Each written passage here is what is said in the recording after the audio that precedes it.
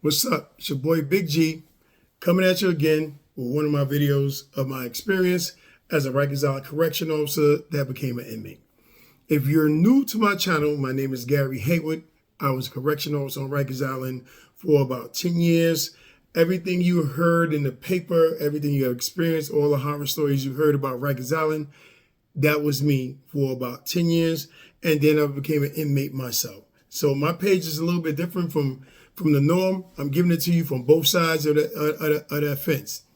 Before I go on, like, subscribe, hit that bell so you can be notified when I come on. I'm going to try to post videos 3 times a week, Monday, Wednesday, and Friday. So stay tuned because I got a lot of stories to tell you. Now, I'm going to get right into it. Another thing, I have a book titled Corruption Officer, Perpetrated with a Badge, that's available on Amazon.com. So I'm going to get into it. The first name I'm going to tell you is Daryl Harris. Daryl Harris was a man that walked into a bar and basically he murdered 3 people. He shot 2 people with the attempt to rob the place, and then he stabbed a female to death that was pleading for her life. His name is Daryl Harris. He was the first person to get the death penalty in 1995 when the death penalty was reinstated in New York City. Another name I'm going to run by you is Jason Henry. Jason Henry was a married man, and I guess his wife was divorcing him. I'm not sure. And he ran up on his wife in Harlem and found her with a new boyfriend or whatever. And he shot both of them, but only the boyfriend passed away. And then he got into, I guess you want to call it murder by a police officer, because you know anytime you pull a gun out on a law enforcement person, they're going to shoot you. So, and that's how he ended his life after he caught his wife in the car with another man. I think she was moving on, and I guess he couldn't take it. I don't know. It got to him. So his name was Jason Henry. All these names you can look up in the paper. It was front page news. Last but not least, his name was another Jason. Pass. Jason Pass was the guy just last week.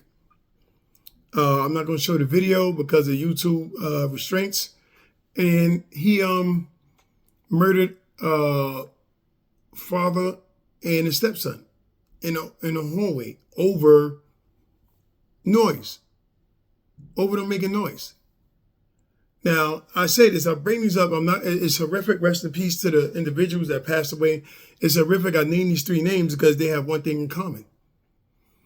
All 3 of them were correction officers at one time. Yes, Daryl Harris was the first individual to get the death penalty when they reinstated the death penalty. He was a correction officer. Matter of fact, he was a hero correction officer. He saved some kind of officer or police officer. He got, the mayor gave him a little accommodation and everything, and then he ended up robbing a bar and killing 3 people.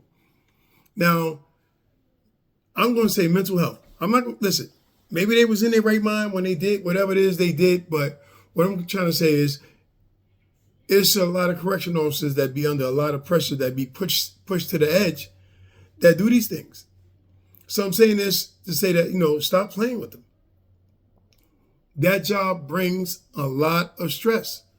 The thing is, inmates think that they're the only gangsters out there. Now, I'm not condoning anything. Nobody should be a gangster. Nobody should be murdering nobody. Nobody should be killing nobody at no matter what the situation is. But I'm just giving you 3 examples of general, because there's a million out there. I can go on and on with craziness that correction officers that did. One time it was a love triangle on Rikers Island. You know what I'm saying?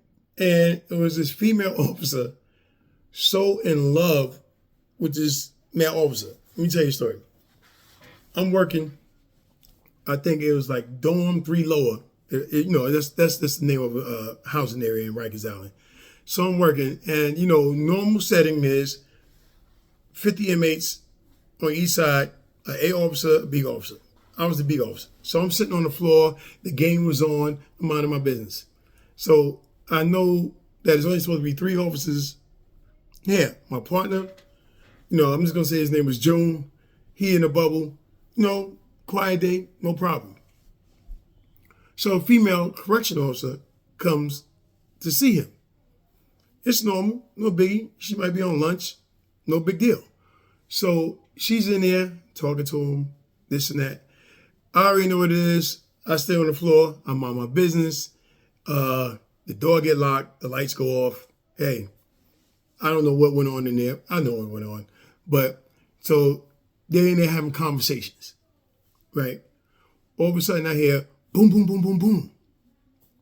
The light come on. I poke my head up, and it's another female correction officer. And he opens the door. So basically, them two in there get to squabbling and fighting and squabbling and fighting and stuff like that. And I come out there. He grabbed one. I grabbed one. They call each other all kind of names and everything. So they're going at. So it was like a little lovers, triangle lovers quarrel or whatever the case may be, right? So nobody wants to get reported. Nobody wants to tell them. This is just like the streets. Listen, Duke, you need to control your women, basically. So we break them up. They're calling each other all kind of names and everything. And one of them leaves.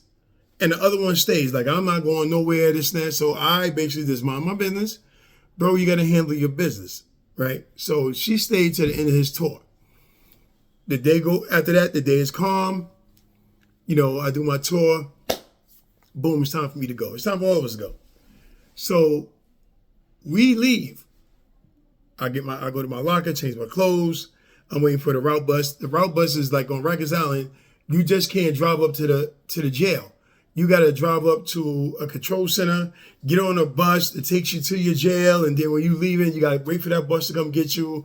Then you go to the parking lot, get your car. It's a tedious task. So now I'm in the parking lot, getting in my car. I see him coming with the girl that stayed, not the one that came the first. Put it like this, I'm keeping it a buck. Not the girl that he was rocking in the bubble, but the girl that came and ruined the whole thing and broke the whole thing up. Him and her leaving together. So I shake my head, because he it seemed like he in some trouble. I go to get in the car, and next thing you know is pow, pow, pow. I said, oh my God, I know that this chick ain't shooting him. I thought she was shooting him. No, she wasn't shooting him. The girl that he was rocking the first time was shooting at both of them.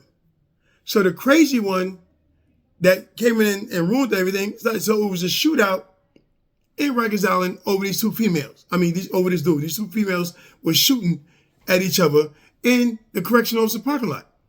Now I'm saying all this like, your mental got to be crazy to be two officers shooting out over some penis. That's what I'm going to say.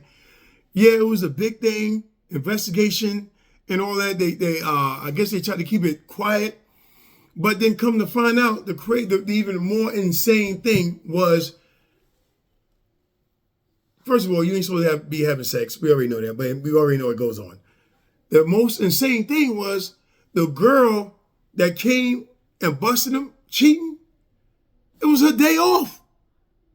You got dressed, put on your whole correction officer outfit, your whole correction officer uniform, came into jail to go to your man's post to bust him. Cheating. I'm gonna be honest with you. That was original to me. I found because I don't know everybody's schedule, so I thought she was working. She took the time to get dressed. I guess she must have sent something, whatever. You know what I'm saying? And she came to work on her day off in her uniform to catch him cheating. And then y'all so in love that y'all pulling guns in the parking lot and having a shootout. Good thing nobody got hit. Oh, glad they didn't hit my car. But good thing nobody got hit. But you bugging.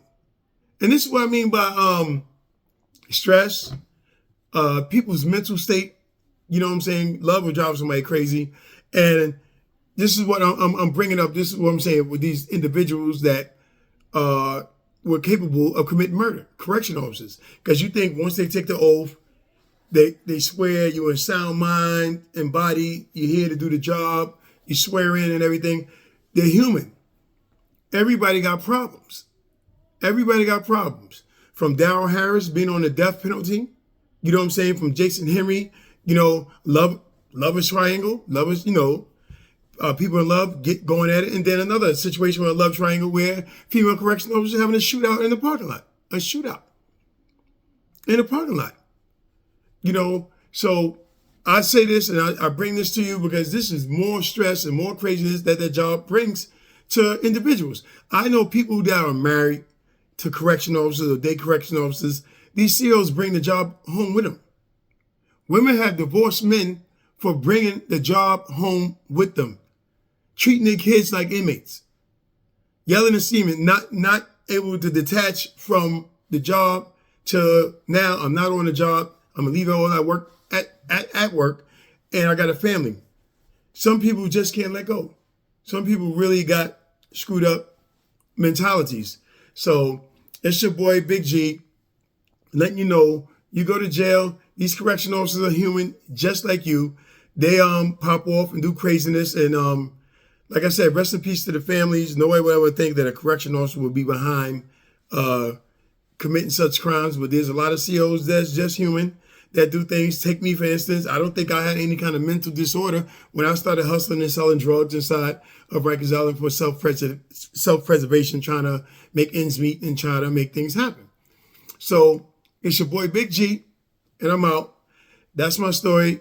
I'm telling you, these COs are human, so don't play yourself. Don't think just because you're an inmate and you're a tough guy in there that these COs they got all their screws together, because some of them don't. It's your boy Big G, and I'm out.